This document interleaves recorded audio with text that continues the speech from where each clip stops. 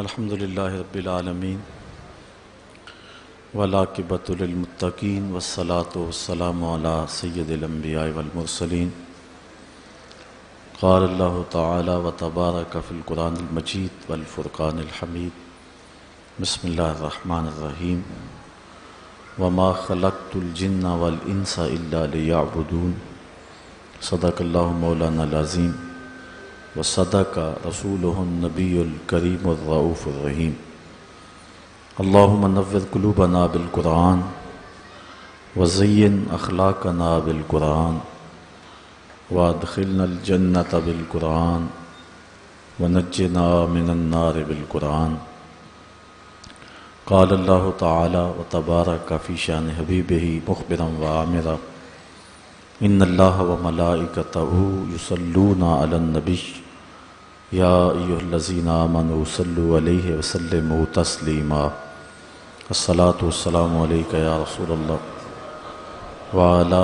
آلک واصحابک یا محبوب رب العالمین الصلاۃ والسلام علیک یا رسول اللہ وعلی آلک واصحابک یا نبی الرحمہ۔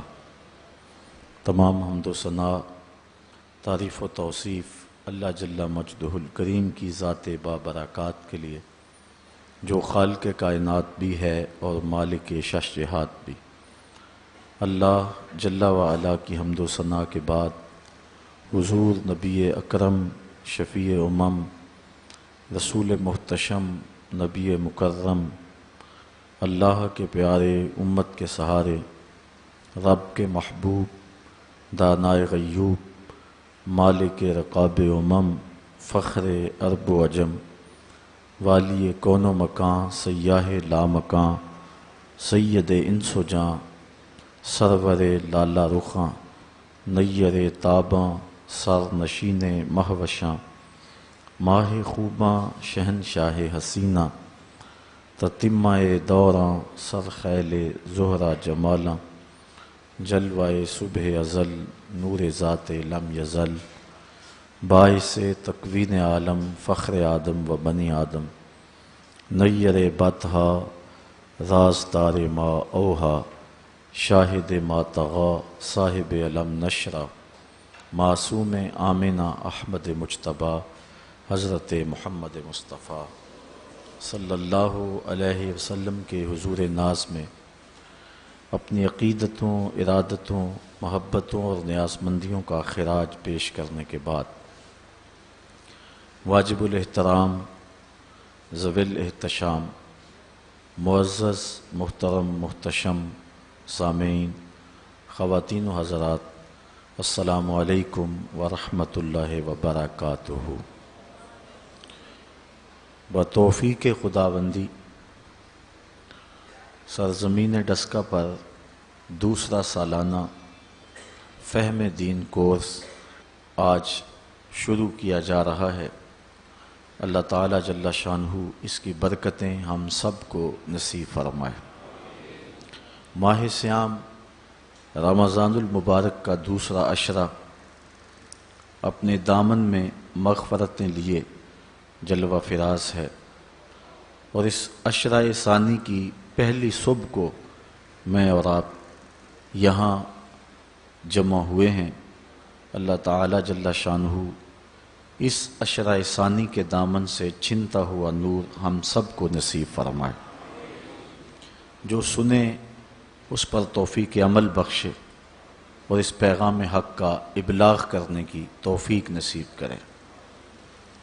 سعادت مند ہیں وہ لوگ جو اس ماہ نور میں، ماہ صیام میں اپنے رب کے حضور نیاز مندیوں اور عجز و انکساری کے ساتھ حاضر ہوتے ہیں۔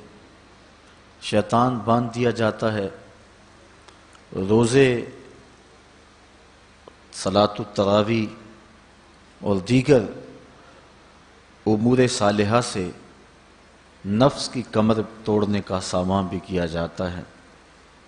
اللہ تعالیٰ جل شانہ نے جن لوگوں کو یہ سعادت مندی نصیب فرمائی کہ وہ اپنی صبحوں کو اور اپنی شاموں کو قرآن کے نور سے روشن رکھتے ہیں اور سارا دن اس تصور میں ڈوبے رہتے ہیں کہ ہمارا اللہ ہمیں دیکھ رہا ہے، نظر کی، خیال کی، فکر کی پاکیزگی کا سامان کرتے ہیں، زبان کو جنبش دینے سے قبل سوچتے ہیں کہ کوئی ایسا جملہ نہ نکلنے پائے جو ہمارے روزے کے نور کو بجھا دے، وہ لوگ یقیناً خوش نصیب ہیں۔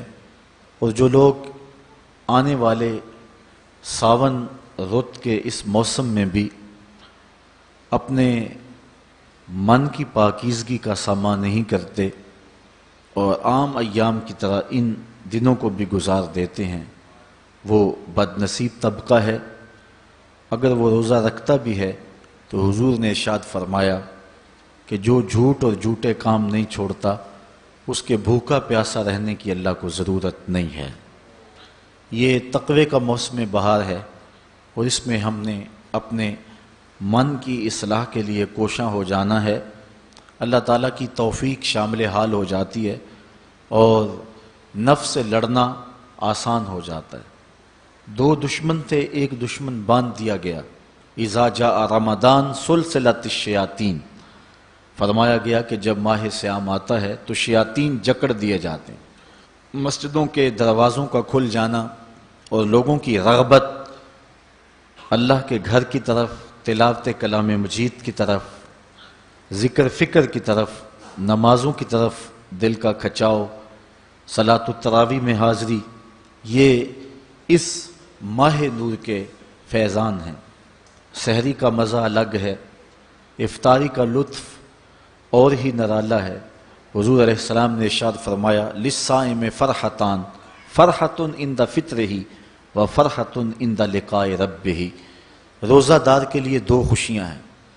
ایک خوشی اس وقت اسے نصیب ہوتی ہے جب وہ روزہ کھولتا ہے، اس کا ایک ایک انگ اور ایک ایک جزو بدن اور اس کی ایک ایک رگ زبان حال سے اللہ کا شکر ادا کر رہی ہوتی ہے۔ جب سوکھی رگوں کو ٹھنڈا پانی سیراب کرتا ہے تو بندہ زبان سے نہ بھی بولے تو اس کا دل دھڑک کے کہہ رہا ہوتا ہے رب تیرا شکر کہ تو نے یہ نعمتیں ارزانی کی ہیں۔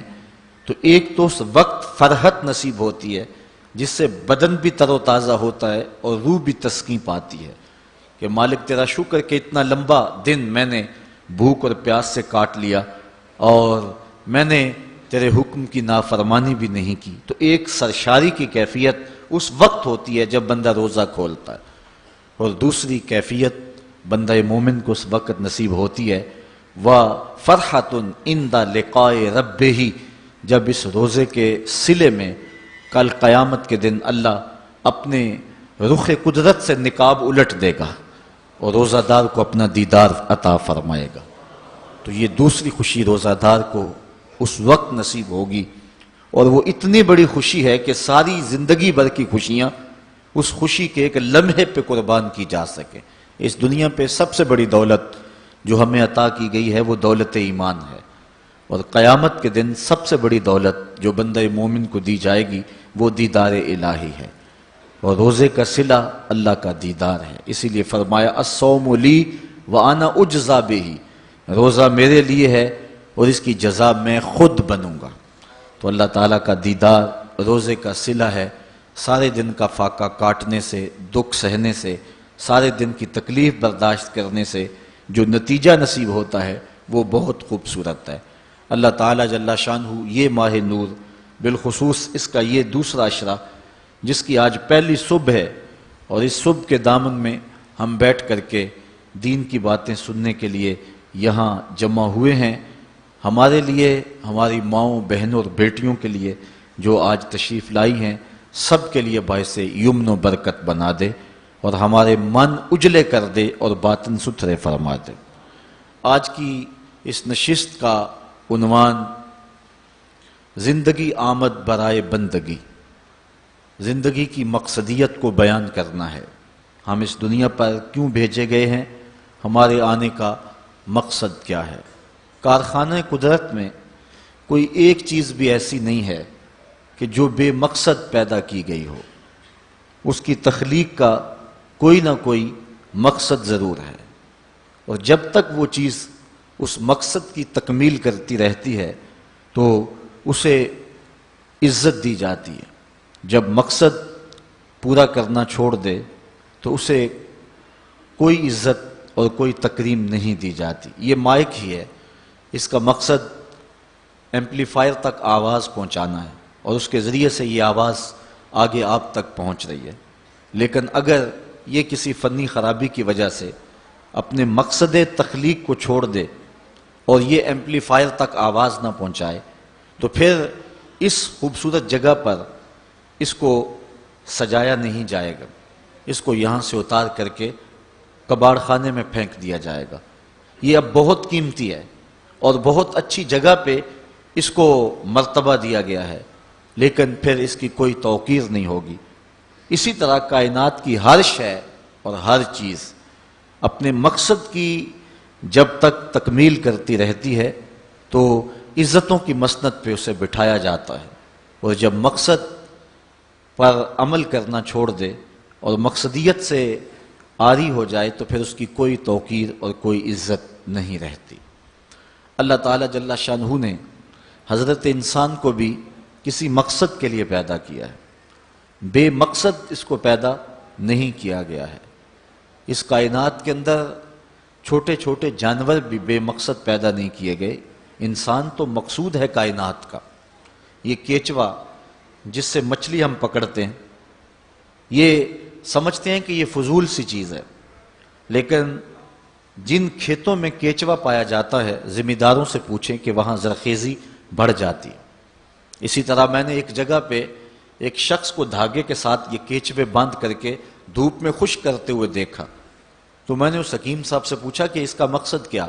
تو وہ کہنے لگے کہ یہ دوائیوں میں بھی استعمال ہوتا ہے، اس کے بدن میں فولاد ہوتا ہے۔ اسی طرح یہ کانٹا لگا کر کے مچھلی پکڑنے کے کام بھی آتا ہے۔ اتنا نحیف نزار اور کمزور جسم جس کے اندر ہڈی بھی نہیں ہوتی، اس کے یہ 3 فوائد بالکل ظاہر ہیں، اس کے علاوہ بھی بہت سارے فوائد ہوں گے جو ہماری نظر میں نہیں ہیں۔ اسی طرح یہ مینڈک جو ہوتے ہیں، یہ ذمہ داروں سے پوچھیں کہ آج کل چاول کی فصل کے لیے یہ کتنے مفید ہیں، اور یہ کیڑے مکوڑے پیدا ہوتے ہیں جو فصلوں کے اندر، ان کے لیے یہ کتنے بہتری کی ضمانت ہے۔ تو ہم وہ چیزیں جن کے فوائد ہماری نظر میں نہیں ہیں، لیکن وہ بھی چیزیں فوائد سے خالی نہیں ہیں۔ تو جب یہ کیڑے مکوڑے، یہ حشرات الارض، یہ مینڈک اور کیچوے، یہ بھی بے مقصد پیدا نہیں کیے گئے، تو جس کے گرد پوری کائنات کا چرخ گھومتا ہے اور جس کے لیے پوری کائنات کو تخلیق کیا گیا ہے، وہ انسان کیا بے مقصد پیدا کر دیا گیا ہے؟ اس کی تخلیق کا کوئی مقصد نہیں ہے؟ یقیناً اس کی تخلیق کا کوئی مقصد ضرور ہے، اس کی تخلیق کا کوئی مدعا ضرور ہے۔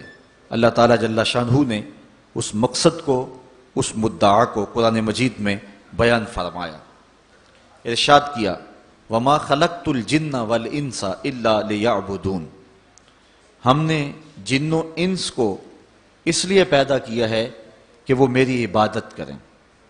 انسان کی تخلیق کا مقصد اور مدعا اللہ تعالیٰ جل شانہ کی عبادت کرنا ہے۔ اللہ تعالیٰ جل شانہ کی عبادت اس لیے نہیں کہ اس کو بندوں کی عبادت کی ضرورت ہے، اسے کوئی غرض ہے، بندوں کو تخلیق اس نے اس لیے کیا ہے کہ وہ مجھے پوجیں گے اور میری عبادت کریں گے تو کوئی مجھے فائدہ ہوگا۔ اللہ تعالیٰ جل شانہ ایسی کسی غرض سے پاک ہے۔ خود ارشاد فرمایا ما ارید منہم من رزق وما ارید ان یطعمون، نہ تو میں اس سے کوئی رزق چاہتا ہوں اور نہ یہ چاہتا ہوں کہ وہ مجھے کھلائیں، چونکہ وہ کھانے سے بھی پاک ہے اور اسے رزق کی بھی ضرورت نہیں ہے، بلکہ ان اللہ هو الرزاق ذو القوۃ المتین، اس کی شان یہ ہے کہ وہ خود رزاق ہے، وہ پوری دنیا کو دینے والا ہے اور وہ قوتوں کا مالک ہے۔ وہ رب جو خود قوتوں کا مالک ہے، جو متین ہے، ذو قوہ ہے اور رزاق ہے، اس کو غرض کوئی نہیں ہے، تو پھر بندوں کو حکم کیوں دیا گیا کہ وہ اس کی عبادت کریں؟ اصل بندے کے لیے کمال یہ ہے کہ وہ بندگی میں رہے اور اس سے اس کے اخلاق رذیلہ ختم ہوں گے اور اس میں اخلاق حسنہ پیدا ہوں گے۔ اس لیے اس کو عبادت کا حکم دیا گیا تاکہ وہ اپنی زندگی کا جمال پا سکے۔ اگر وہ پوجا نہیں کرے گا، اللہ کی پرستش نہیں کرے گا، تو اللہ تعالیٰ جل شانہ کو کوئی فرق نہیں پڑتا۔ کائنات کی کوئی چیز نہیں ہے جو طوعاً اور کرہن اس کے حضور سجدہ ریز نہیں ہے، اس کی تسبیح نہیں بولتی۔ علماء نے لکھا کہ تمام درخت جو تم دیکھ رہے ہو یہ حالت قیام میں ہیں اور اللہ کی تسبیح بول رہے ہیں، اور درخت جب تک تسبیح بولتا رہتا ہے اپنے تنے پہ کھڑا رہتا ہے، اور جب تسبیح بولنا چھوڑ دیتا ہے تو کاٹ دیا جاتا ہے۔ جو درخت کاٹ دیا جائے سمجھ لو کہ اب تسبیح کا عمل اس سے موقوف ہو گیا تھا، اب اس کو کاٹ دیا گیا۔ تو سارے درخت حالت قیام میں ہیں، چوپائے حالت رکوع میں ہیں، مینڈک حالت تشہد میں ہیں، اور حشرات الارض کیڑے مکوڑے یہ حالت سجدہ میں ہیں۔ اللہ تعالیٰ نے انسان کو جو عبادت دی نماز کی صورت میں، وہ ان تمام صورتوں کی جامع ہے، ان تمام عبادات کی جامع ہے۔ درختوں کا قیام بھی ہے، چوپایوں کی طرح رکوع بھی ہے، مینڈک کی طرح تشہد اور قعدہ بھی ہے، اور حشرات الارض کی طرح سجدہ بھی ہے، اس لیے کہ یہ انسان خلاصہ کائنات ہے اور تمام مخلوقات کا مقصود ہے، اور پوری کائنات کا چرخ اس کے گرد گھومتا ہے، اس لیے اس کی عبادت بھی تمام مخلوقات کی عبادات کے جامع ہونی چاہیے۔ اس لیے اس کو نماز کا حکم دیا گیا، اور یہ حکم ایک بار نہیں دیا، قرآن مجید کے اندر متعدد مرتبہ اسے نماز کا حکم نامہ دیا گیا۔ اس شخص سے بڑا بد نصیب کوئی نہیں جو اللہ کی حضور جھکنا نہیں جانتا۔ صبح سے لے کر شام تک کس کس کو سیلوٹ کرتے ہیں، روٹی کے چند ٹکڑے اور نوالے کمانے کے لیے کس کس سے ہنس ہنس کے بولنا پڑتا ہے، اور کس کس کے سامنے جو ہے وہ حاضر ہونا پڑتا ہے۔ ایک اللہ کے حضور نہیں جھکا جاتا جو کہ رازق ہے اور حقیقی مالک ہے۔ اللہ تعالیٰ جل شانہ نے قرآن مجید میں ایک مقام پر ارشاد فرمایا، یا ایھا الناس اعبدوا ربکم الذی خلقکم، اے لوگو اللہ کی عبادت کرو۔ کیوں؟ ربکم، وہ تمہارا رب ہے۔ یا ایھا الناس اعبدوا ربکم، اپنے رب کی عبادت کرو، تمہاری تربیت کرنے والا ہے، تمہیں درجہ کمال تک پہنچانے والا ہے۔ یہاں صرف اہل ایمان کو حکم نہیں دیا گیا، یہاں پوری انسانیت کو اللہ کی حضور حاضر ہونے کا کہا گیا ہے، چونکہ وہ صرف اہل ایمان کا رب ہی نہیں ہے بلکہ وہ تمام کائنات کا رب ہے۔ سورۃ الفاتحہ اٹھائیں تو وہاں ارشاد ہوتا ہے الحمدللہ رب العالمین، تمام خوبیاں اللہ کے لیے جو تمام جہانوں کا پالنے والا ہے۔ وہاں رب المسلمین نہیں کہا کہ صرف وہ اہل اسلام کا رب ہے، وہ تمام جہانوں کا رب ہے، پوری کائنات کا رب ہے، ہر شخص کو اس کی ضرورت کے مطابق باہم پہنچا رہا ہے، جو اسے مانتا ہے اسے بھی دیتا ہے، جو نہیں مانتا اسے بھی دیتا ہے۔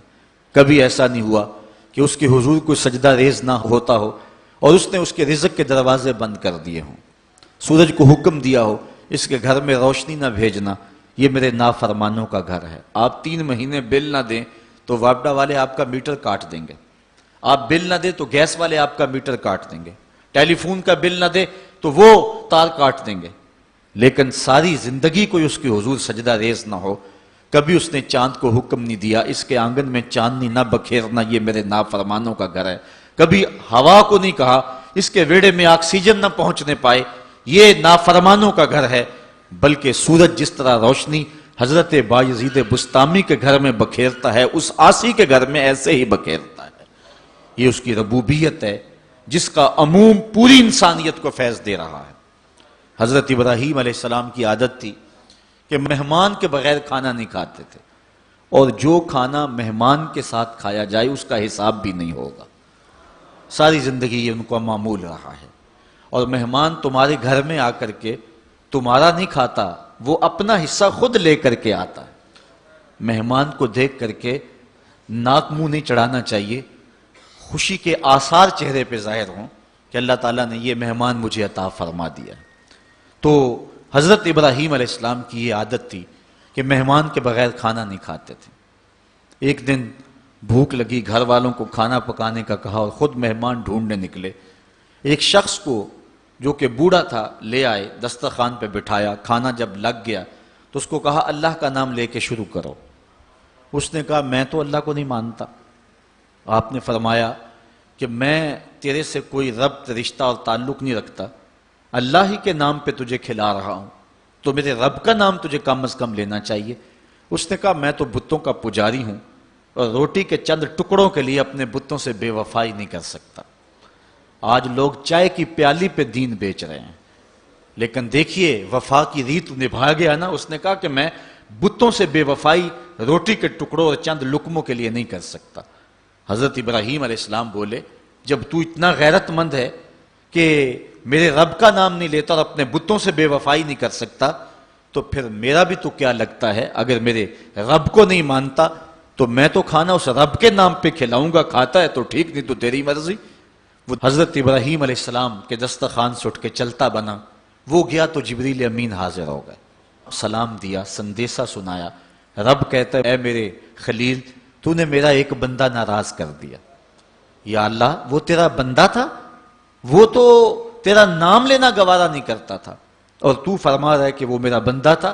ارشاد ہوا ابراہیم بتاؤ اس کی عمر کتنی ہوگی؟ یا اللہ 80 سال کے قریب ہوگی۔ کہا اتنا عرصہ ہو گیا نا میں اس کو رزق دے رہا ہوں، تم ایک دن نہیں کھلا سکے؟ اب حضرت ابراہیم اس کو ڈھونڈ رہے ہیں، وہ دور پہاڑ پہ جا چکا ہے، اس کے قریب پہنچے، کہا میاں کھانا ٹھنڈا ہو رہا ہے جلدی آؤ۔ اس نے کہا ایک شرط ہے، تمہارے رب کا نام نہیں لوں گا۔ کہا نہ لینا آؤ۔ تو کہنے لگا لہجے میں اتنا گداز، اتنی نرمی کیسے آ گئی؟ تم تو کہتے تھے رب کے نام کے علاوہ کھلاؤں گا نہیں۔ کہا کہ اسی رب کا ہی تو پیغام آیا ہے کہ میں بھی اس کو دے رہا ہوں۔ اس نے کہا اگر تیرا رب اتنا اچھا ہے تو کھانا بعد میں کھائیں گے، پہلے اس کا غلام بنا لے مجھ کو۔ تو وہ رب ہے سب کا، ہمارا حق ہے کہ ہم اس کی پوجا کریں۔ تو اللہ تعالیٰ جل شانہ نے ارشاد فرمایا یا ایھا الناس اعبدوا ربکم، اپنے رب کی عبادت کرو۔ ایک تو وہ تمہارا رب ہے، اور پھر الذی خلقکم، اس نے تمہیں پیدا بھی کیا ہے۔ توجہ چاہوں گا، کتنی شان ہے کہ اس نے تخلیق بھی کیا اور پھر اس نے تمہاری تربیت بھی کی۔ جو تخلیق بھی کرے اور تمہاری تربیت بھی کرے، کیا اس کا حق نہیں ہے کہ اس کی حضور سجدہ ریزیاں کی جائیں؟ ساری زندگی انسان ماں کی خدمت کرتا رہے تو بتاؤ ماں کی خدمتوں کا بدلہ دے سکتا ہے؟ ماں کے پیار کا صلہ دے سکتا ہے؟ عرض کی گئی کہ میں اپنی ماں کو اپنے کندھوں پہ اٹھا کر کے حج کروایا ہے اور سائی اور کعبۃ اللہ کا طواف کرایا ہے، اور حالت یہ تھی کہ اگر چٹان کے اوپر گوشت کا ایک ٹکڑا ڈال دیا جاتا تو وہ بھی بھن کے کباب بن جاتا، اتنی گرمی کی شدت تھی۔ کیا میری ماں نے میری جو خدمت کی، میری کفالت کی، مجھے دودھ پلایا، مجھے جنم دیا، تو میں نے کیا ماں کی خدمتوں کا صلہ دے دیا ہے؟ تو جواب آیا تو نے ابھی اس کی ایک مسکراہٹ کا بدلہ بھی نہیں دیا۔ ماں جب ہنس کے دیکھتی ہے تو جنت کی ساری کلیاں کھل اٹھتی ہیں، اور بیٹے کی زندگی ماں کے اس ہنسنے سے جو ہے وہ عبادت ہوتی ہے۔ بیٹے کے لیے ماں کے جو جذبات ہیں، ماں کی جو کہانیاں ہیں، ماں کے سینے میں جو درد کے امٹتی ہوئی ایک کائنات ہے، اس کا کوئی بدل نہیں ہو سکتا۔ ساری زندگی ایک ٹانگ پہ کھڑا ہو کے بندہ ماں کی خدمت کرتا رہے پھر بھی حق ادا نہیں ہوگا۔ ماں ماں ہوتی ہے، اللہ تعالیٰ جل شانہ نے اس کو وہ درجے عطا فرمائے۔ بیٹے کے ساتھ جو پیار ماں کرتی ہے بھلا کوئی کر سکتا ہے؟ کوئی اتنی محبت دے سکتا ہے جتنی ماں محبت دیتی ہے؟ ساری زندگی بھی انسان ان محبتوں کا بدل دینا چاہے تو نہیں دے سکتا، چونکہ ماں کے پیار کا کنارہ ہی کوئی نہیں۔ ماں کی محبت کی گہرائی اور گہرائی کو کوئی ناپ ہی نہیں سکتا۔ سمندر کے پاتال تک تو شاید کوئی پہنچ گیا ہو، لیکن ماں کے پیار کا کنارہ آج تک کسی کو نہیں ملا۔ کبھی دیکھا نہیں جب بچہ گھر سے نکلتا ہے تو دنیا کو عقل و بینش کا درس دینے جاتا ہے، لوگ اس کے ایک ایک جملے کے لیے کان لگائے کھڑے ہوتے ہیں، کوئی ایک لفظ بھی ضائع نہ ہو جائے۔ دنیا کے بڑے بڑے سکالر بڑی بڑی یونیورسٹیوں اور جامعات میں جاتے ہیں اور لوگ ان کی ایک ایک بات کو موتی سمجھ کے قبول کرتے ہیں، لیکن وہ جو زمانے کو زندگی کا درس دینے گھر سے نکلتا ہے، جب گھر سے نکلنے لگتا ہے، ماں دیہات کی رہنے والی ہو یا گلبرگ کی رہنے والی ہو، ماں اس کو کہتی ہے بیٹے سڑک دھیان سے عبور کرنا۔ جو دنیا کو عقل سکھانے جا رہا ہے اس کو اتنا ہی نہیں پتا کہ سڑک عبور کیسے کرنی ہے، لیکن یہ ماں کے پیار کا ایک روپ ہے، یہ ماں کی محبت کا ایک انداز ہے۔ اللہ تعالیٰ نے اس کے سینے میں دھڑکتا ہوا جو دل رکھا ہے اور تڑپتی ہوئی جو ممتا رکھی ہے، وہ ایک مثال بنی ہوئی ہے کہ کسی نے کسی کو کہا کہ میں تیرے پہ راضی تب ہوں گی کہ اگر تو اپنی ماں کا کلیجہ نکال کے لے آئے.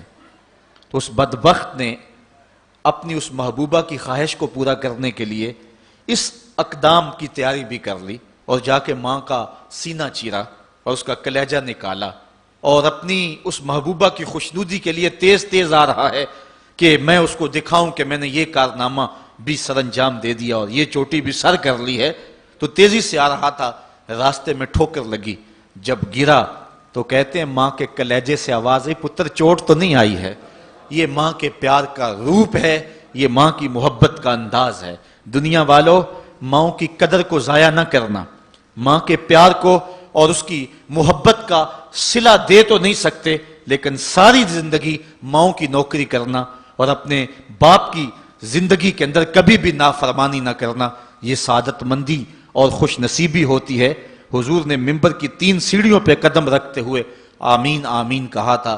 تو بعد میں پوچھا گیا, حضور آپ نے ہر سیڑھی پہ قدم رکھتے ہوئے آمین کہا, تو یہ کیا ماجرا تھا؟ فرمایا جبریل آئے تھے, انہوں نے مجھے کہا تھا اس شخص کی ناک خاک آلود ہو جو ماہ سیام رمضان المبارک کو پائے اور پھر کثرت عبادت سے اپنی بخشش نہ کروا سکے. تو میں نے آمین کہا. پھر کہا اس شخص کی ناک خاک آلود ہو جو والدین کو بڑھاپے میں پائے اور جنتی نہ ہو سکے ان کی خدمت کر کے. تو میں نے آمین کہا.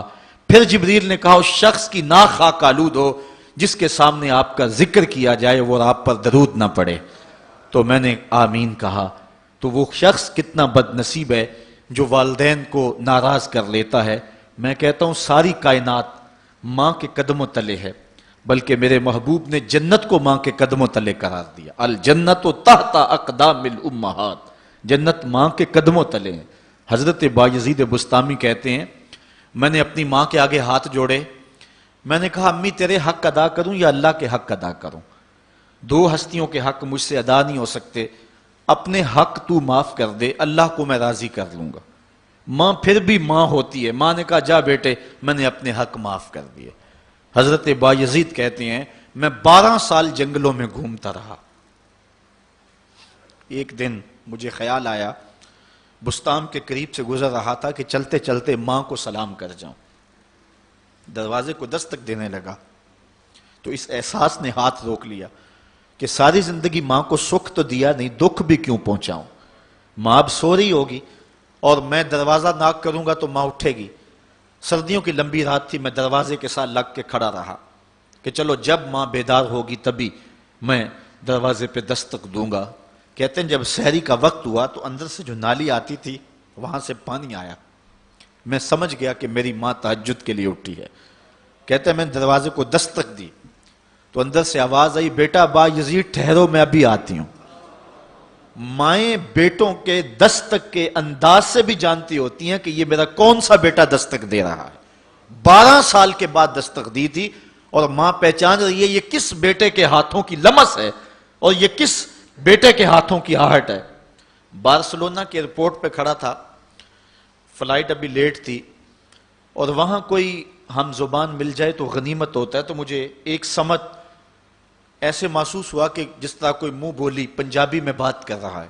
میں اٹھ کے ادھر لڑک گیا تو دیکھا کہ وہاں کچھ لوگ پنجابی میں آپس میں گفتگو کر رہے تھے. میں ان کے پاس جا کے بیٹھ گیا تو وہ انڈیا کے لوگ تھے. میں نے پوچھا کہ آپ, تو کہنے لگے کہ یہ ہمارا دوست ہے, اس کو ہم الوداع کرنے آئے ہیں. تو میں ان کے پاس بیٹھ کے گفت و شنید شروع کر دی. تو وہ شخص کہنے لگا کہ مجھے 27 سال 3 ماہ ہو گئے ہیں, میں انڈیا سے آیا تھا لیکن یہاں ایسے مسائل بنتے گئے کہ میں جا نہیں سکا. اس وقت میرا لڑکپن کا زمانہ تھا اور اب میرے بال بھی سفید ہو رہے ہیں, تو میں 27 سال 3 ماہ کے بعد جا رہا ہوں. اور اس نے ساتھ کہا کہ پتہ نہیں میرے گھر والے مجھے پہچانتے بھی ہیں یا کہ نہیں. تو میں نے کہا میاں اور کوئی پہچانے نہ پہچانے, ماں تیرے قدموں کی آہٹ سے پہچانیں گی کہ یہ میرے بیٹے کے قدموں کی آواز ہے. یہ ماں کے پیار کا روپ ہے. تو بندہ ساری زندگی خدمت بھی کرتا رہے, ماں نے پیار اتنا کر دیا ہوتا ہے, ماں نے محبت اتنی دے دی ہوتی ہے کہ اس پیار کا بدل انسان جو ہے نہیں دے سکتا. انسان تو دیکھتا ہے جب ہوش سنبھالتا ہے کہ میری ماں نے میرے سے کتنا پیار کیا, لیکن جب بندے کی ہوش نہیں ہوتی، ماں اس وقت جو پیار کرتی ہے، گندگی سے دھلا ہوا بچہ، اور ماں اس کو فرش سے اٹھاتی ہے، پہلے چومتی ہے پھر غلاظتیں دھوتی ہے. یہ ماں کے پیار کا روپ ہے، یہ ماں کے پیار کا انداز ہے. ماں کو بیٹے کے ساتھ اتنا پیار ہے، اور بندہ ساری زندگی نوکری بھی کرے ماں باپ کی تو پھر بھی خدمتوں کا صلہ نہیں دے سکتا. ایک شاعر ہوا احسان دانش، اس کی ماں بیمار ہوگی تو وہ خود اس کے کپڑے جا کے دھوتا تھا. تقریباً 1 کلومیٹر کے فاصلے پر نہر تھی، وہاں جا کے لباس دھوتا اور پھر دوسرا لباس لے جاتا. تو اس کی بیوی نے کہا کہ یہ خدمت میں سر انجام دوں گی. تو احسان دانش نے کہا تھا کہ ماں میری ہے اور یہ حق میرا ہے کہ میں اس کی خدمت کروں، اور یہ سعادت مندی میرے حصے میں آنی چاہیے، میں کسی اور کو نہیں دوں گا. یہ سعادت مندی ہوتی ہے اولاد کی. تو انسان جتنی مرضی خدمت کر کے ماں باپ کو راضی کرنے کی کوشش کرے وہ تو راضی ہوتے ہیں، بلکہ نالائق اولاد کے لیے ماں باپ کی دعائیں اور زیادہ ہوتی ہیں. تو انسان ان کی خدمت کا حق نہیں دے سکتا. ماں باپ کے اتنے حق کیوں ہیں؟ اس لیے کہ ماں نے بیٹے کو جنم دیا. اس پہ میں آپ کی توجہ چاہوں گا، اور آج کی اس گفتگو کا اس کو نقطۂ عروج بھی سمجھ لیجئے گا کہ ماں اتنا پیار کرتی ہے کہ جس کا کسی ترازو پہ تول نہیں ہو سکتا، اور اس کے پیار کا صلہ بدلہ ساری زندگی خدمت میں بھی گزار دیں پھر بھی نہیں دیا جا سکتا. اس قدر ماں کے حق کیوں ہیں؟ اس لیے کہ ماں نے بچے کو جنم دیا ہے. جس نے جنم دیا ہے اس کے اتنے حق ہیں، تو جس رب نے خلق کیا ہے اس کے کتنے حق ہوں گے؟ جس نے تخلیق کیا ہے، دستے قدرت سے بنایا ہے، تو پھر اس کے کتنے حق ہوں گے؟ تو مجھے بتائیے اس شخص سے بڑا بدبخت کوئی ہو سکتا ہے جو اللہ کے حضور سجدہ ریزی نہیں کرتا؟ صبح کے وقت چڑیاں بھی اللہ کا نام لے رہی ہوتی ہیں، حشرات الارض بھی رب کا نام پکار رہے ہوتے ہیں، بلوں سے سر نکال کر جانور بھی اللہ کا نام پکار رہے ہوتے ہیں. اور اس شخص سے بڑا بد نصیب زمانے میں کوئی نہیں ہے کہ جو اللہ کی حضور جھکنا نہیں جانتا، جو اللہ کی حضور جو ہے وہ عبادت کا سر نہیں رکھتا. تو ارشاد فرمایا یا ایھا الناس اعبدوا ربکم الذی خلقکم والذین من قبلکم. انسان کے دل میں خیال آتا ہے کہ مجھے تو والدین نے مجھے پیدا کیا. تو فرمایا اب بتاؤ تمہارے والدین کو کس نے پیدا کیا؟ اگر کہو کہ ان کے والدین ہیں تو ان کو کس نے پیدا کیا؟ پھر ان کو کس نے پیدا کیا؟ بات حضرت آدم علیہ السلام تک چلی جائے گی. پھر حضرت آدم علیہ السلام کو کس نے پیدا کیا؟ تمہیں ماننا پڑے گا، انکار نہیں کر سکو گے کہ وہ رب ہے جو تمہیں پیدا کرنے والا ہے. ماں کے رحم کے اندر کون نقش و ونگار دینے والا ہے؟ کس نے گوشت کے لوتھڑے کو بولنا سکھایا ہے؟ کس نے چشم خانوں کے اندر روشن چراغ رکھ دیے ہیں؟ اور کس نے سر کے اندر ایک نشیط اور روشن دماغ رکھ دیا ہے؟ کس نے ہاتھوں کو پکڑنے کی قوت دی اور کانوں کو شنوائی کی طاقت دی؟ اور کس نے جو ہے وہ سونگھنے کی قوت اور قوت شامہ ناک کے نتنوں کے اندر رکھ دی؟ کون ہے جو ٹانگوں میں زور پیدا کرتا ہے؟ کون ہے جس نے چھاتی کو طاقت دی؟ کون ہے جس نے انسانیت کو احسن تقویم بنایا؟ انسان کیا تیرا حق ہے کہ مسجد کے قریب سے تو گزر جائے اور اللہ کا نمائندہ پکار رہا ہو حیا علی الصلاۃ حیا علی الفلاح، آجا نیکی کی طرف، آجا نماز کی طرف، اور تو جو ہے وہ اس کو سننے کے باوجود گزر جائے؟ ایسا ہو سکتا ہے کہ تو اس کے حضور آئے نہ، حاضر ہی نہ ہو؟ یہ بد نصیبی نہیں تو اور کیا ہے. اللہ تعالیٰ جل شانہ ہمیں اپنی عبادت کی توفیق نصیب فرمائے، اور یہ سعادت مندی ہے. اب عبادت کسے کہتے ہیں؟ عبادت کے کئی مفاہیم ہیں. ایک عام مفہوم عبادت کا پوجا اور پرستش کرنا ہے، اور یہ اللہ کے علاوہ کسی کا حق نہیں ہے. اللہ ہی کی پوجا کی جائے اور کوئی اس بات کا استحقاق نہیں رکھتا کہ اس کی پوجا پاٹ کی جائے. ایک خدا کو پوجیں گے. دوسرا عبادت کا مفہوم یہ ہے اطاعت و فرما برداری. بندے کے لیے جمال اور حسن ہی بندگی ہے. وہ اللہ کے حضور اپنا سر جھکائے اس طرح کہ جو اس کا حکم ہے اس کو بجا لائے، وہاں سے سر نہ پھیرے اور اس میں اپنی عقل، اپنی سمجھ، اپنے فہم و ادراک کے گھوڑے نہ دوڑائے، بس اس کے حکم کو ہر صورت کے اندر قبول کرے. اور تیسرا مفہوم جو ہے وہ بندگی اور غلامی کے معنی میں ہے. بندگی اور غلامی کے معنی میں عبادت ہے کہ بندہ اس کا جو ہے وہ اس طرح غلامی کا حق نبھائے جس طرح غلام کو آقا کی کسی بات پہ کوئی اعتراض نہیں ہوتا. تو ہزاروں آقا اللہ تعالیٰ جل شانہ کے جو ہے وہ فرامین اس کے پابند ہیں، اور بندہ اس کا کیوں پابند نہ ہو؟ جن کو دنیا آقا مانتی ہے وہ بھی ان کے حضور کھڑے ہوئے ہیں، تو پھر اس کی بات کو کس انداز سے بندہ ٹالے. اور آج اس دنیا کے اندر آپ کہیں ملازمت کرتے ہیں, 8 گھنٹے کی ڈیوٹی دینا ہوتی ہے, تو ان 8 گھنٹوں کے اندر آپ کا مالک آپ کو بلائے, صرف 8 گھنٹوں میں ایک عارضی ملک آپ کے اوپر رکھتا ہے, تو آپ دوڑ کے جاتے ہیں کہ نہیں جاتے؟ آپ کے مہمان بھی آپ کے پاس بیٹھے ہوں اور آپ چائے بھی ان کو پلا رہے ہوں, لیکن باس بلا لے آپ کو اور وہ گھنٹی دے, تو آپ بیل پہ سب کو چھوڑ کے بھاگتے ہیں کہ نہیں بھاگتے؟ مہمانوں سے بھی معذرت کرتے ہیں, مجھے باس نے بلایا, آپ دوڑتے جا رہے ہیں. یار ایک دنیا کا باس بلائے تو مہمانوں کو چھوڑ کے, چائے کو چھوڑ کے, مرغن غذاؤں کو چھوڑ کے, سب کو چھوڑ کے بھاگ جاتے ہیں, اور رب کا نمائندہ پکارے حیا علی الصلاۃ اور حیا علی الفلاح, جو بندہ اس کے حضور نہ جائے کتنا بڑا بد نصیب ہے, کتنی بد نصیبیاں اس کا مقدر ہیں کہ جو اس کے حضور. لیکن یہ اللہ تعالیٰ جل شانہ کی رحمت کی عمومیت ہے. اگر آج 8 گھنٹے کے لیے آپ کہیں ڈیوٹی کرتے ہیں, وہ آپ کو آواز دے اور آپ نہ جائیں, تو وہ آپ کی نوکری ختم کر دے گا, آپ کو سخت سرزنش اسی وقت کرے گا یا پھر آپ کو فارغ کر دے گا. لیکن اللہ تعالیٰ جل شانہ اس کی نافرمانی پہ نافرمانی کرتے رہیں, کبھی اس نے رزق کے دروازے بند نہیں کیے, بلکہ جو نہیں مانتے ان کو اور زیادہ دے رہا ہے, چونکہ ان کا حصہ صرف دنیا پہ ہی ہے نا, آخرت میں تو حصہ ہی کوئی نہیں ہے.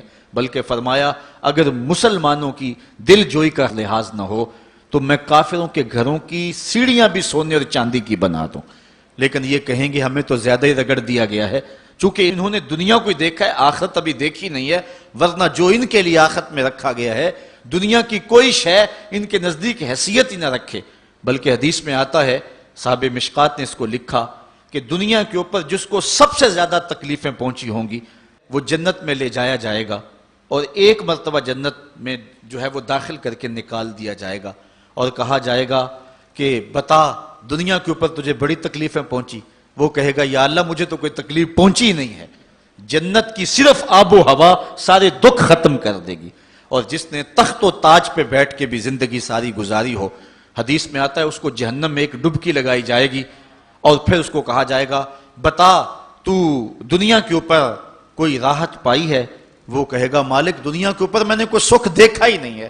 ایک غوطہ جہنم کے اندر دیا جائے گا, دنیا کے سارے سکھ ہی بھول جائے گا کہ میں وہاں بادشاہ ہوا کرتا تھا, میں وہاں حکمران ہوا کرتا تھا, میں دنیا کے اوپر جو ہے وہ اوباما تھا, میں دنیا کے اوپر بش تھا, میں دنیا کے اوپر پوری دنیا کو میں نے جو ہے وہ ریوڑ کی طرح ہانکا تھا اور انسانیت کا قتل کیا تھا. میری رونت اور میرا تکبر دنیا کو جھکا دیتا تھا. اس کو کوئی شے اور اپنی کوئی آکڑ اور کوئی بات یاد نہیں رہے گی, صرف ایک ڈبکی کی بات ہے. اور جس نے دکھ پہ دکھ کاٹے, غربت, تنہائی, دکھ, اذیت, مصائب, آلام, مشکلات, لیکن ایک بار جنت سے گزار کر کے جنت کی صرف آب و ہوا ہی سنگھائی جائے گی, تو اس کو کہا جائے گا بتا دنیا کے اوپر تجھے کوئی دکھ پہنچا؟ وہ کہے گا میرے رب دنیا پہ مجھے کوئی دکھ نہیں پہنچا. اب بتائیے کہ اللہ کے حضور ہم حاضر ہوں یا کہ دنیا کوئی منشا و مقصود بنا لیں, ہماری زندگی کی ڈگر کیا ہونی چاہیے؟ پہلی بات تو یہ ہے کہ جنت کے مقابلے میں اس دنیا کی حیثیت ہی کوئی نہیں. اور دوسری بات, اگر دنیا کے اوپر ہم عزتیں, سرخرویاں جس کو ہم سمجھتے ہیں یہ سرخرویاں ہیں, وہ پا بھی لیں تو وہ کتنا کو عرصہ ہے, پھر اس کا حساب بھی تو ہم نے دینا ہی دینا ہے. اس لیے ہم دیکھ لیں, جتنا برداشت کرتے ہیں اس کے مطابق جو ہے وہ ہم چلیں. ایک بادشاہ تھا, وہ پھولوں کی سیج پہ سویا کرتا تھا, خادمہ اس کے لیے پھولوں کی سیج بچھایا کرتی تھی. مدت گزر گئی, پھولوں کی سیج پہ سونے کا عادی تھا. ایک دن خادمہ نے سوچا, لونڈی نے سوچا, روزانہ بادشاہ اس سیج پہ سوتا ہے, پتہ نہیں کیا لطف ہوگا. کمر سیدھی کرنے کے لیے, اس سیج کا لطف اٹھانے کے لیے وہ بھی لیٹ گئی. سیج تیار کرنے کے بعد ایک لمحے کے لیے کمر سیدھی کی تو سارے دن کی تھکی ہوئی تھی, آنکھ لگ گئی. بادشاہ وقت پر اپنے حجلہ میں داخل ہوا, اپنے اس خاص کمرے میں داخل ہوا, تو ایک لونڈی کو پھولوں کی سیج پہ سویا ہوا دیکھا تو غیرت سے جل بن کے کباب ہو گیا. ایک لونڈی کی یہ اوقات کہ بادشاہ کی سیج پہ سوئے. اس نے جلاد کو بلایا, کہا اس کو الٹا لٹکاؤ اور اتنا مارو کہ اس کی جان نکل جائے, تاکہ باقی خدام کو پتہ چل جائے کہ بادشاہوں کی سیجیں, ان کے بستر, ان کے گھر کتنے مقدس ہوا کرتے ہیں. لونڈی کو الٹا لٹکا دیا گیا اور جلاد ضرب پہ ضرب لگا رہا ہے, کوڑے پہ کوڑا مار رہا ہے. وہ چیختی ہے, روتی ہے, بچا لو مجھے, میری جان نکل رہی ہے. روتے روتے کیا خیال آیا کہ اس نے ہنسنا شروع کر دیا۔ بادشاہ نے جلاد کو کہا رک جا، اس لونڈی سے پوچھ روئی کیوں ہے، اسے یہ بھی پوچھ ہنستی کیوں ہے۔ جلاد نے کہا لونڈی بتا روتی کیوں ہے؟ اس نے کہا تجھے نہیں پتا جب کوڑا لگتا ہے تو جان نکلنے کو آتی ہے، نزا کا عالم طاری ہو جاتا ہے۔ کہا یہ تو سمجھ ہے، لیکن ہنستی کیوں ہے؟ کہا ہنسی مجھے اس بات سے آئی ہے کہ چند لمحوں کے لیے سوئی ہوں، اتنی تکلیف کاٹ رہی ہوں، سوچا جو عمر بھر ہو گئی سوتے ہوئے جس کو، اس کا کیا بنے گا، جس کی زندگی بیت گئی اس سیج پہ سوتے ہوئے اس کا کیا بنے گا۔ صاحبو، یہ دنیا پھولوں کی سیج نہ بنائیں، اس دنیا کو اللہ کی عبادت کے لیے گزاریں، ذکر فکر میں گزاریں، سحری کے وقت اٹھ کے مصلے پہ کھڑا ہو کے رونا سیکھیں، اللہ کے حضور آئیں، سارے کام چھوڑ دیں، رزق کی تلاش میں رازق کو بھول نہ جائیں۔ تم سمجھتے ہو دکان بند کر کے چلے گئے تو شاید میری آج کی سیل کم ہوگی، سیل دینے والا، رزق دینے والا، رزق کے دروازے کھولنے والا وہ رب ہے۔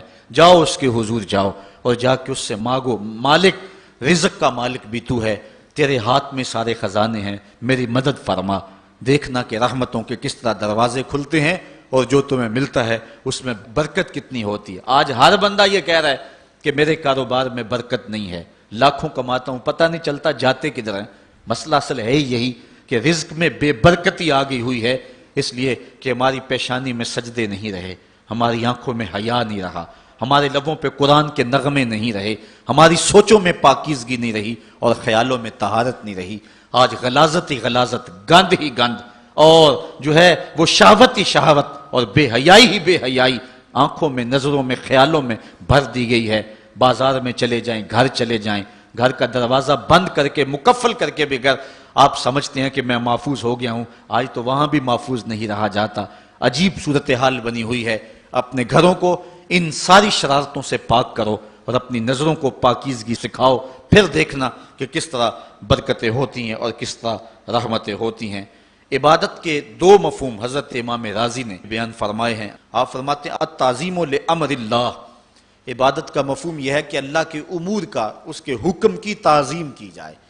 اللہ تعالیٰ جل شانہ کا حکم ہے تو دل جھک جائیں اس کے حضور اور اس کو ہی بڑا جانا جائے۔ اور دوسری بات والشفقۃ علی خلق اللہ، عبادت کا مفہوم یہ ہے کہ مخلوق خدا پر شفقت کی جائے۔ حضرت امام غزالی نے اربعین کے اندر لکھا کہ عبادت کی 10 قسمیں ہیں، ان میں سے پہلی قسم نماز ہے جو عبادات میں سب سے اہم اور سب سے بڑی عبادت ہے۔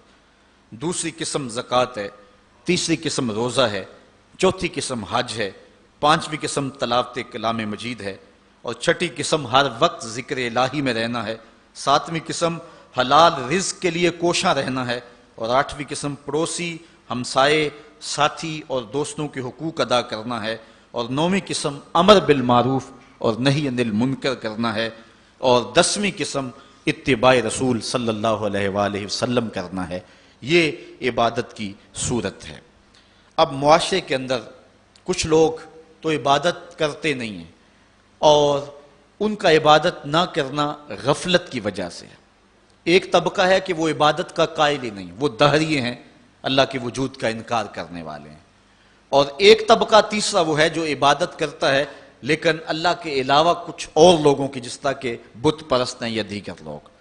لیکن اہل ایمان جو ہیں وہ اللہ کی عبادت کرتے ہیں، اس کے علاوہ کسی اور کی عبادت نہیں کرتے، اس عبادت میں تساہل اور سستی نہیں کرتے، نمازوں کو 5 گانا وقت پہ ادا کرنا اپنا معمول رکھتے ہیں، اور یہی زندگی کا حسن ہے اور یہی زندگی کا جمال ہے۔ اور جو شخص اللہ کے حضور جھکنا چھوڑ دے، اللہ تعالیٰ اس کے رزق سے بھی، اس کی عمر سے بھی برکت اٹھا لیتا ہے۔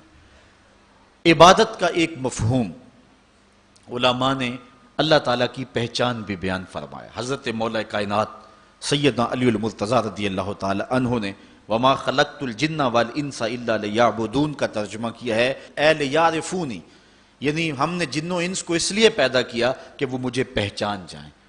اللہ تعالیٰ جل شانہ کی پہچان بندے کے اوپر جو ہے وہ ضروری ہے، اور جو شخص اس دنیا پہ رہ کے رب کی معرفت حاصل نہ کر سکا تو وہ قیامت کے دن بھی نابینا اٹھایا جائے گا۔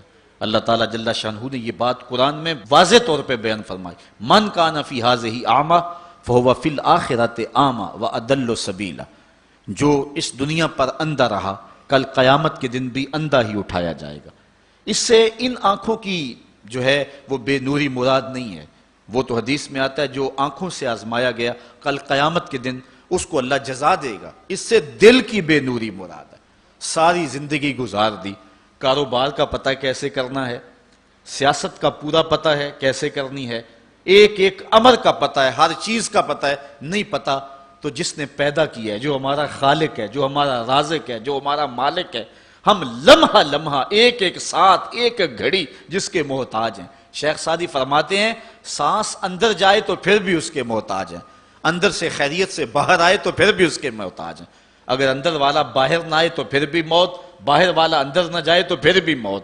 تو ہم ایک سانس میں کئی بار اس کے محتاج ہیں اور لمحہ لمحہ اس کے محتاج ہیں، جو ہماری ہر ضرورت کی کفالت کرنے والا ہے، جو ہمارا خالق بھی ہے، رب بھی ہے، مالک بھی ہے اور ضروریات کا کفیل بھی ہے، اور اس کو ہم نہیں پہچانتے۔ باقی ہر دنیا کی چیز ہمیں آتی ہے، ہمیں ایک ایک چیز سے پتہ ہے، ہمیں اتنا بھی پتہ ہے کہ فلاں کرکٹر نے چوکے کتنے لگائے اور چھکے کتنے لگائے ہیں، اس نے فلاں میچ میں سینچریاں کتنی کی ہیں، ہمیں اتنی تفصیلات کا علم ہے، ایک ایک شخص کے بارے میں ہمیں پتہ ہے، لیکن نہیں پتہ تو اس کا نہیں پتہ جو ہماری شاہ رگ سے بھی نیڑے رہتا ہے، جو ہمارے دلوں کے قریب رہتا ہے، جس نے ہمیں زندگی کی بہاریں اور زندگی کا جمال دیا۔ آئیے اپنے رب کو پہچانیں، اور جو شخص اپنے رب کی معرفت حاصل نہیں کر سکا وہ قیامت کے دن بھی اندھا اٹھایا جائے گا۔ اللہ تعالیٰ جل شانہ نے محبوب علیہ السلام کے سینے پہ اترنے والی اس کتاب میں اس بات کو اعلانیہ طور پر واضح بیان فرمایا گیا۔ اسی لیے اقبال نے کہا تھا دل بینا بکر طلب خدا سے کہ آنکھ کا نور دل کا نور نہیں ہے۔ میں عبادت کے عنوان سے گفتگو کو ادھورا سمجھوں گا جب تک میں حضور کی ابدیت کو بیان نہیں کروں گا۔ حضور کی عبادت کا عالم یہ ہے، اللہ کے حضور سجدہ ریزیوں کا اور دیگر عبادت کی جتنی بھی اقسام اور صورتیں ہیں، آقا کریم اللہ کے حضور ساری ساری رات قیام فرماتے ہیں۔ ہمیں تو جگایا جاتا ہے، اذانیں دی جاتی ہیں، پھر بھی نہیں اٹھتے، لیکن وہاں کیا ہے کہ اللہ تعالیٰ خود فرماتا ہے محبوب ساری رات جاگا نہ کرو، کچھ سو بھی تو لیا کرو۔ اللہ اکبر۔ اور اتنی اللہ کے حضور عبادت کرتے ہیں حتیٰ تتورم قدماہ، یہاں تک کہ حضور علیہ السلام کے مبارک قدم جو ہیں وہ سوج جاتے ہیں۔ اور آقا کریم علیہ السلام سے کہا گیا حضور آپ کے وسیلے اور صدقے سے اللہ نے اگلوں اور پچھلوں کے گناہ معاف کر دیے، لیکن اس کے باوجود بھی آپ اتنی کثرت کے ساتھ عبادت کرتے ہیں۔ تو حضور نے فرمایا کہ میں اللہ کا عبد شکور نہ بنوں، اس کا شکر گزار بندہ نہ بنوں جس نے اتنی نعمتیں اور اتنی کرم نوازیاں میرے اوپر نازل فرمائیں۔ اس نے اتنا کرم کیا، ذرا دیکھیں تو صحیح، اپنے اندر جھانک کر کے تو دیکھو کتنے کرم ہیں اس کے، کتنے فضل ہیں اس کے، کتنی نعمتیں ہیں جس کا ہمیں علم بھی نہیں ہے، لیکن وہ ہمارے اوپر پہم برس رہی ہیں۔ میرا ایک دوست تھا، اس کے منہ میں یہ جو لعاب آتا ہے اس کی مقدار کم ہو گئی، تو اتنا مسئلہ بنا اس کے لیے کہ ایک آنکھ کی بینائی بھی جاتی رہی، دوسری آنکھ کی بینائی بھی متاثر ہو رہی ہے۔ مرض کیا ہے کہ منہ میں یہ جو لعاب آتا ہے یہ قدرتی گریس ہے، نظام انہضام میں مدد دیتی ہے، بولنے بھی طاقت دیتی ہے۔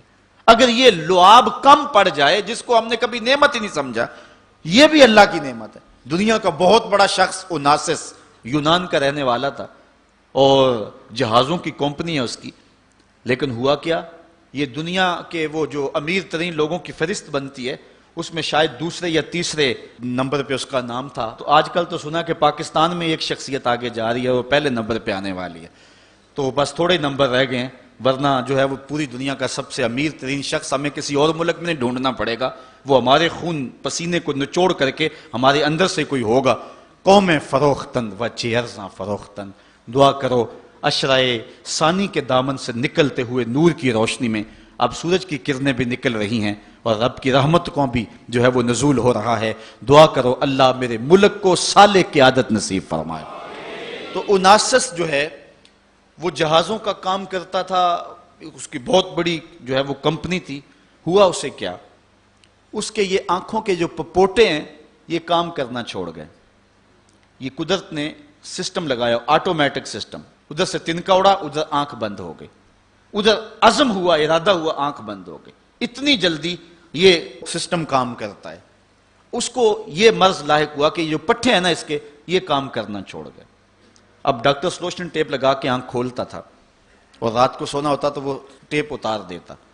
کسی نے اوناسس سے پوچھا کہ تیری زندگی کی سب سے بڑی آرزو، انٹرویو کرتے ہوئے، اس نے کاش میں اپنی آنکھیں اپنی مرضی سے کھول سکوں. کہا اس کے لیے قیمت لگانی پڑے تو کوئی پیسے لگا سکتا ہے؟ اس نے کہا ساری دولت جھونک دوں گا لیکن کاش اپنی آنکھیں اپنی مرضی سے کھول سکوں. تو یہ کتنی بڑی نعمت ہے، ہم نے کبھی سوچا، گمان بھی نہیں کیا کہ کیا کیا سسٹم اس نے لگائے ہوئے. یہ تو ایک سادہ سا سسٹم ہے، ورنہ کیا نظام انہضام کا سسٹم ہے، تنفس کا نظام ہے، اور اس کے علاوہ جو ہے وہ دماغ اللہ نے عطا فرمایا. کتنا غافل شخص ہے کہ اس کی اتنی نعمتیں وصول کرنے کے بعد بھی اس کے حضور حاضر نہیں ہوتا. لیکن میرے اور آپ کے آقا و مولا اللہ کے وہ با کمال بندے ہیں کہ بندگی کی انتہا حضور کی ذات ہے. اللہ تعالیٰ نے اپنے محبوب کو عبد ہی نہیں کہا، عبدہو کہا ہے. معراج کی قربت خاص میں اس کے باوجود اللہ جل شانہ کے حضور جب پیش ہوتے ہیں تو اللہ تعالیٰ جل شانہ اپنے محبوب سے کہتا ہے بما اشرفک یا احمد، پیارے بتا تجھے کس چیز سے نوازوں.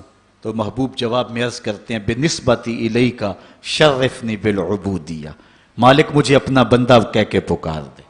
بندے کے لیے سب سے بڑا اعزاز ہے کہ وہ بندہ ہو، اس کا غلام ہو اور اس کے حضور سر پر سجود رہے. آج کی اس حسین صبح میں اور اس روشن رت کے اندر بندگی کے عنوان سے یہ چند باتیں میں آپ کے گوش گزار کی. اللہ تعالیٰ مجھے آپ کو اپنی رحمتوں اور کرم نوازیوں کا نور نصیب فرمائے. وآخر دعوانا آفاق کے ہر گوشے میں قرآن سنا کر دم لینا، اب رکنا نہیں، اب تھمنا نہیں. فردوس میں جا کر دم لینا، آفاق کے ہر گوشے میں قرآن سنا کر دم لینا، اب رکنا نہیں، اب تھمنا